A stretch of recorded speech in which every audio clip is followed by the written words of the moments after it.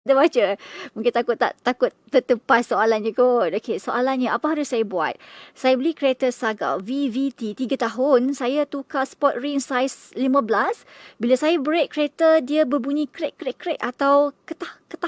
Apa harus saya buat, Datuk? Ya, itu adalah pasal break.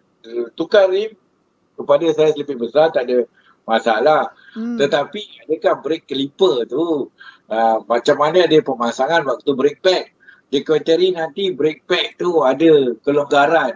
Sewaktu kita cengkam tu piston akan menolak brake pad menyebabkan ada gegaran. Menyebabkan boleh dengar bunyi tek.